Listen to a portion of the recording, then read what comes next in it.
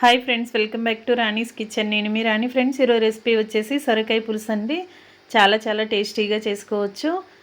ఆనపకాయ అంటే చిన్నపిల్లలు అస్సలు ఇష్టపడరు. అలాంటి వారి కోసం నేను చూపించిన ప్రాసెస్తో ఒకసారి పులుసు చేసి పెట్టండి. చాలా ఇష్టంగా తింటారు. ఆ ప్రాసెస్ అంతా చూద్దాం. వీడియోని ఫస్ట్ నుంచి లాస్ట్ వరకు చూడండి. మధ్యలో స్కిప్ చేయకుండా చూసినట్లయితే ప్రాసెస్ అంతా కూడా అర్థమవుతుంది. అలాగే మీకు కూడా ఈ రెసిపీ అనేది బాగా నచ్చుతుంది. అలాగే ఛానల్ని ఫస్ట్ టైం వాచ్ చేస్తున్న వారు సబ్స్క్రైబ్ చేసుకుని పక్కనే ఉన్న బెల్ బటన్ క్లిక్ చేయండి. నేను పెట్టబోయే రెసిపీస్ అన్నీ కూడా మీ ఫోన్కి నోటిఫికేషన్కి వస్తాయండి. ఓపెన్ చేసి చూడండి. మీరు కూడా ట్రై చేసి మీకు ఎలా వచ్చాయో నాతో షేర్ చేసుకోండి.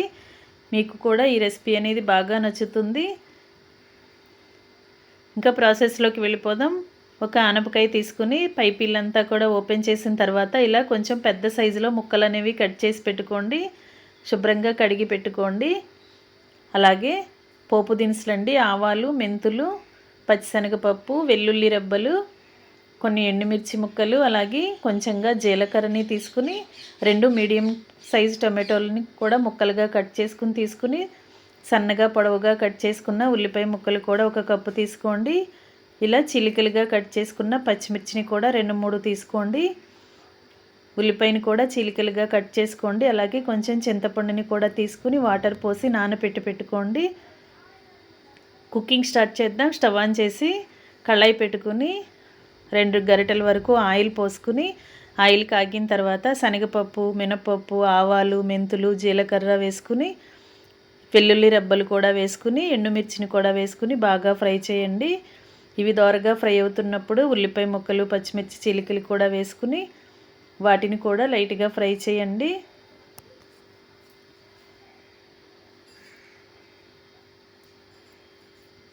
ఉల్లిపాయ బాగా మగ్గిన తర్వాత పచ్చిమిర్చిని కూడా వేసుకుని బాగా మగ్గించి ఇలా గరిటెతో కలుపుకుంటూ ఫ్రై చేసినట్లయితే ప్రతి ముక్క కూడా ఈవెన్గా ఫ్రై అవుతుందండి. ఈ విధంగా బాగా మగ్గించండి. ఇప్పుడు కొన్ని కరివేపాకులు కూడా వేసుకుని వాటిని కూడా ఆయిల్లో కలుపుకుంటూ ఫ్రై చేయండి. ఉల్లిపాయ బాగా మగ్గిన తర్వాత కట్ చేసి పెట్టుకున్న ఆనపకాయ ముక్కలన్నీ కూడా వేసేసుకుని ముక్కలన్నీ కూడా ఆయిల్లోకి కలుపుకుంటూ గరిటెతో కలుపుతూ ఫ్రై చేయండి. ఆనపకాయ నుండి వాటర్ అనేవి రిలీజ్ అవుతూ ఉంటాయండి. మూత పెట్టుకుని 2 నిమిషాలు బాగా ఉడికించినట్లయితే ఆనపకాయ ముక్కలన్నీ కూడా సాఫ్ట్గా ఉడుకుతాయి. ఈ విధంగా బాగా మగ్గాయి కదా. మధ్యలో చూసుకుంటూ గరిటెతో కలుపుకుంటూ మగ్గించండి.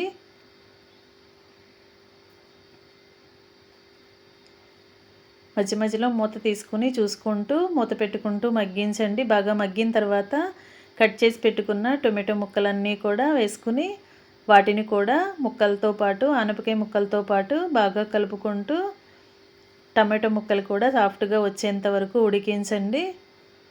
మూత పెట్టి ఉడికించినట్లయితే ఆనపకాయ నుండి వాటర్ అనేవి రిలీజ్ అవుతూ ముక్కలు చాలా త్వరగా సాఫ్ట్గా మగ్గిపోతాయి. ఇలా టొమాటో ముక్కలు కూడా బాగా ఫ్రై చేసి ఆనపకాయ ముక్కలు, టొమాటో ముక్కలు అన్నీ కూడా బాగా మగ్గిన తర్వాత కర్రీకి సరిపడా సాల్ట్ని యాడ్ చేద్దాం. 1 టీ స్పూన్ వరకు సాల్ట్ వేసుకుని 2 టీ స్పూన్ల వరకు కారం యాడ్ చేయండి. ఉప్పు, కారం అంతా కూడా ముక్కలకు పట్టేంత వరకు గరిటెతో బాగా కలిపి తగినన్ని వాటర్ పోసి ముక్కల్ని బాగా ఉడికించండి. కారం అంతా కూడా ముక్కలకి బాగా పట్టిన తర్వాత వాటర్ యాడ్ చేసి ముక్కలన్నీ కూడా వాటర్లోకి సర్ది పెట్టుకుని కళాయికి మూత పెట్టుకుని ముక్కల్ని బాగా ఉడికించండి. ఆనపకాయ ముక్కలు, టొమాటో ముక్కలు అన్నీ కూడా బాగా సాఫ్ట్గా ఉడికిపోవాలి.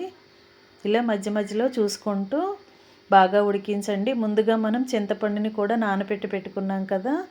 ముక్కలు బాగా మగ్గిన తర్వాత చింతపండు రసం కూడా వేసుకుని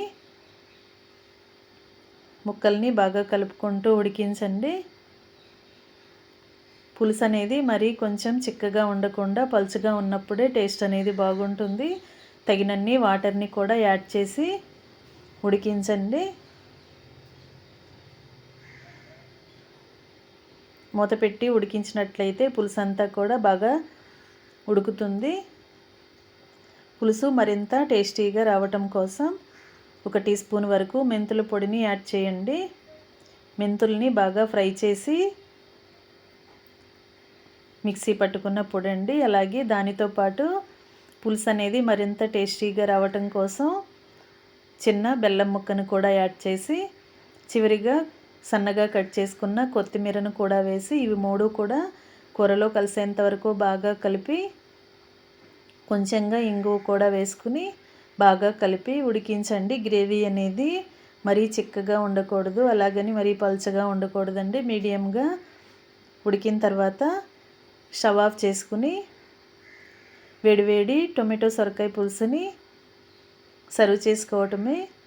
రెసిపీ అనేది చాలా బాగుంటుంది. మీ అందరూ కూడా ఖచ్చితంగా ట్రై చేసి చూడండి. మీకు కూడా ఈ రెసిపీ బాగా నచ్చుతుంది. సొరకాయ ఇష్టం లేని వారు కూడా ఈ ప్రకారంగా పులుసు వండినట్లయితే చక్కగా ఇష్టంగా తింటారు. రెసిపీ నచ్చితే వీడియోకి లైక్ చేసి ఛానల్ని సబ్స్క్రైబ్ చేసుకుని పక్కనే ఉన్న బెల్ బటన్ క్లిక్ చేయటం మాత్రం మర్చిపోకండి. Thanks for watching. నేను మీ రాణి.